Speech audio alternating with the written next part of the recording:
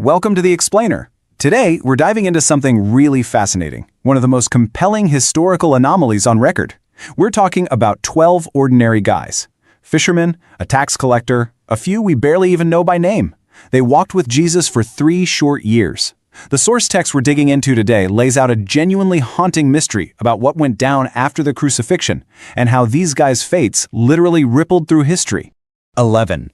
Just let that number sink in for a second. Out of the 12 original men who followed Jesus, 11 of them were hunted down and executed. We are just talking about a few unlucky guys facing some local pushback. This was pretty much a systematic wipeout of an entire leadership group. Okay, let's dive into this.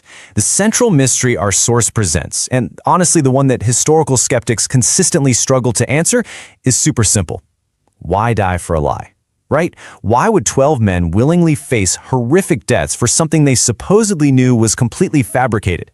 This right here is the core apologetic argument we're exploring today, and it's rooted entirely in the historical aftermath of these 12 lives.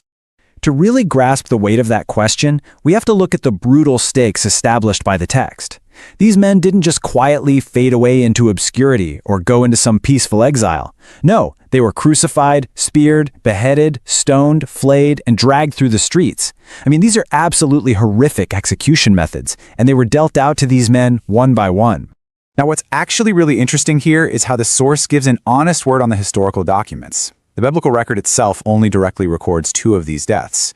For the rest of the group, the source text relies on early church tradition. So we're talking about writings from early historians like Eusebius, Hippolytus, and local church lore. The text is super careful to point out that, sure, some of these accounts are later traditions. But even the most cautious historians broadly agree on the big picture. The vast majority were martyred, and not a single one of them ever recanted. Section 1. The Case Files, the Inner Circle. Let's shift our investigation to look at the specific biographical case files, starting with the prominent figures, the men closest to Jesus. First up on the docket is Peter. According to strong early tradition, Peter was martyred in Rome under Emperor Nero somewhere between 64 and 68 AD. And the source highlights this deeply moving detail. Peter was crucified upside down. Why? Well, he actually requested it. He said he didn't consider himself worthy to die in the exact same manner as his Lord. It's a pretty striking historical detail, especially when you remember this is the same guy who famously denied even knowing Jesus just a few years earlier. And this brilliantly illustrates the sheer endurance of these figures. Take a look at St. Andrew's cross.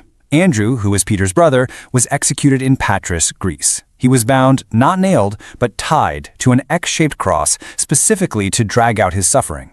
But according to the accounts, he just refused to stop. He kept preaching to the crowds for days while hanging there dying. Next up is James, the son of Zebedee. Now, he holds a unique spot in our case files because his death is actually one of the only ones directly confirmed by the biblical text itself. Over in the book of Acts, chapter 12, he's beheaded by King Herod with a sword. That makes him the very first apostolic martyr of the group. Then we have John, James's brother. He's the wild exception to our list. Tradition holds that John survived intense persecution. There's even an early account saying he miraculously survived being thrown into a vat of boiling oil. Eventually, he was exiled to the island of Patmos. Ultimately, he's believed to be the only one of the 12 to die a natural death of old age in Ephesus, outliving everyone else as the very last living apostle. Moving on to Section 2, the Case Files, the rest of the 12. Let's see how this all builds as we open the case files on the remaining followers. I want to rapid fire through this historical data because the geographical spread of their missions is just incredible. Notice the sheer distances here. We've got Philip over in Turkey who was crucified or hanged. Bartholomew faced an absolutely horrific fate. He was flayed alive and beheaded in Armenia. Thomas, famously known as the Doubter, he traveled all the way to India where he was run through with a spear, and actually, churches he founded there still survive today. Then there's Matthew, martyred by a sword in Ethiopia or Persia.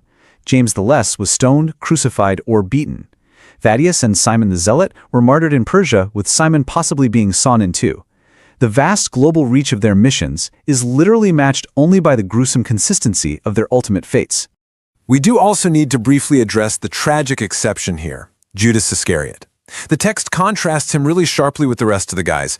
Judas was the betrayer who, totally consumed by guilt over what he did, ended up hanging himself. You see, he wasn't a martyr for a cause, he was a man destroyed by his own betrayal.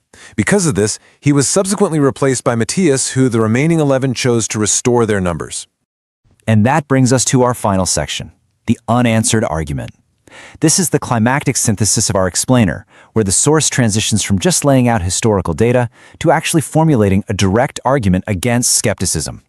Consider this staggering psychological contrast for a second. Before the crucifixion, these men totally abandoned Jesus and hid in absolute terror.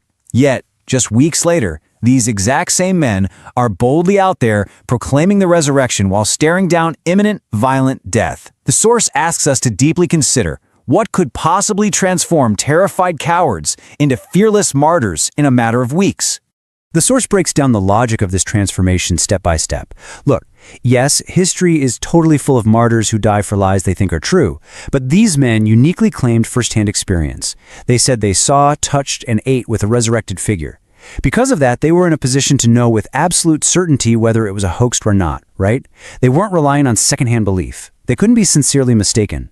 And yet, knowing the absolute truth of the matter, they actively chose brutal torture over saving their own lives. So the crucial point is, if it was a hoax, if they had stoned the body or just made the whole thing up, all any of these tortured men had to do to save their lives was utter 3 little words. It was fake. Facing crucifixion, swords, spears, or being flayed alive, a single confession would have set them free. Yet the genuinely impossible part that the source highlights is that not a single one of them ever broke. Which leaves us with a final, highly provocative thought based on the historical footprint left behind by the 12. If these men were so deeply certain of what they saw that they willingly gave their lives for it without ever breaking, what will you do with the risen Christ they died to tell you about? It's a fascinating question that takes ancient historical data and brings it right into the present day. Thanks for joining me on this explainer, and keep seeking out the structure behind the stories. Welcome to the Explainer. Today, we're diving into something really fascinating, one of the most compelling historical anomalies on record. We're talking about 12 ordinary guys.